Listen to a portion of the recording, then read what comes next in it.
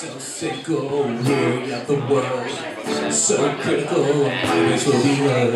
I deserve to burn the free world down. I deserve to live in a town, 'cause I'm a genius. Evil fucking genius. Evil fucking genius. Evil fucking genius.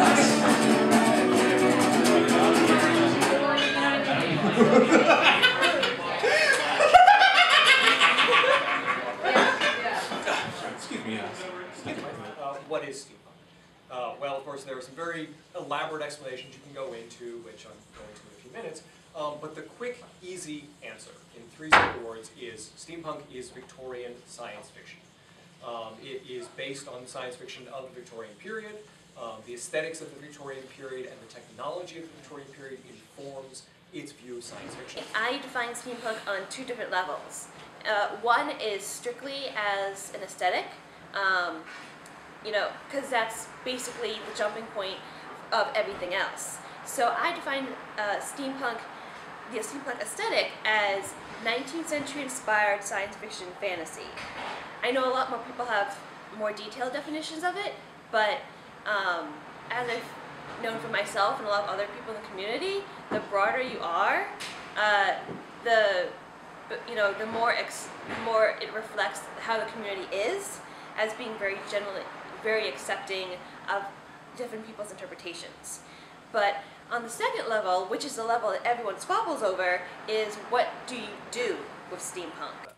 For me, it's definitely the fashion. It's the jackets and the corsets. That's what got me into it, was the Victorian fashion and what I could make modern from that aspect. I really liked that. So I guess my answer to that would be sort of taking the old and making it new. So when I think somebody's done steampunk well, it's, you can see sort of the Victorian aspect that's then been made modern.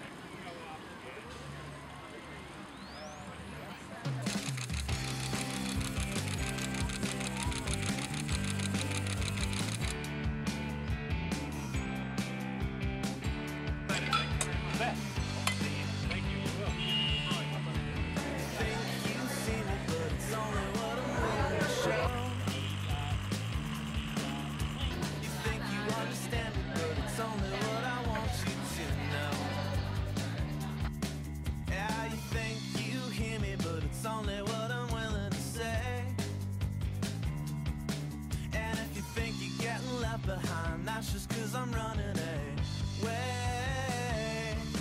And when I've been left all alone and there is nobody else at home, yeah, that's when I use my doomsday devices. Background. I come from a business background that happens to deal with art. And that's why I kind of do what I do. I mean, obviously stuff that I make for myself just out of the pure enjoyment of building a talking brain in a jar. That's just for me, and that's kind of like, after I'm dead, they'll be like, oh, he built a talking brain, and that's that. But the stuff that I end up doing for clients, I handle in a completely different way. What I have learned over the years, and that my college experience being exposed to all of the arts at once in the Disney College, is that the steampunk community lends itself well to all different types of artists who don't necessarily consider themselves artists, but people who do fashion and photography and... What, it's lonely. I was going to suggest, why don't you have that? That build props for other people, that are storytellers. I mean, all of these things are kind of encompassing to the same type of thing that you would find in like a animation film college type of experience. So when I stumbled on to the steampunk community, that's really what kind of drew me to it, is that there are so many different artists in it, and I find that as I meet a lot of them, they don't necessarily think they're artists, they're just having fun. We're the Wandering Legion of the Thomas II, and this is a guide to gentlemen's dueling. Now, We have done this panel a number of times and we have so much fun doing it. What we are going to do is we're going to tell you a little bit about the history of dueling, followed by a little bit about the dueling procedures, and then we are going to actually duel each other. I have a problem with something. So the grounds dueling. So say the professor and I have a problem, and of course being of social equals, we are allowed to challenge each other in such a way, but I believe that's called motive. And then you set a time and date, hold on one moment, sir, for the duel, and well, that's obviously, you know, premeditation. So premeditation, motive, and well, then you stand there with a gun and shoot a person. Okay, well, It's carnage. now they both missed 3 times. Yes, we both missed every time. Just trying to make a point here. Go on, go on. So now if said Lucretia to my right decides that she's going to shoot again, and shoots him, that's barbaric and uncalled for, and rude, and how dare you. It's me. I'm serious. No, seriously, more than 3. That's improper. It's bad taste. that's too much. I had Bad no form. idea. Take it Bad form. From time to time, people will try and break it down and say, oh, well, steam, obviously, that's, you know, the Victorian 19th century, so obviously there must be punk in there as well. And that's actually not the case.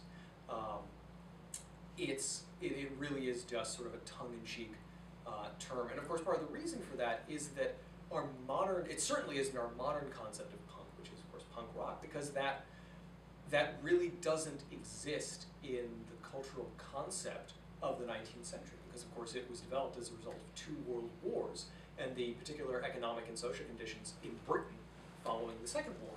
Talk to any like punk DIYer, like tinkerer, like if you talk to Jake Von Slat, or he'll talk about Burning Man, and he'll also talk about a lot of burners are trying to reconceptualize, to make a better world with DIY technology, and that's also why he's punk. And he's very much like steampunk is not punk if there's no punk, and he's very adamant about that, and that's very true. And I think there's a lot of people who identify as like steampunk lifestylists, and they're not necessarily neo-Victorians when they say that. And they say that because we want to live a life that is like, that's green, that's urban renewal, that's upcycling old, old technology or old materials to last longer and to be more appreciated. And that's a very forward-thinking concept.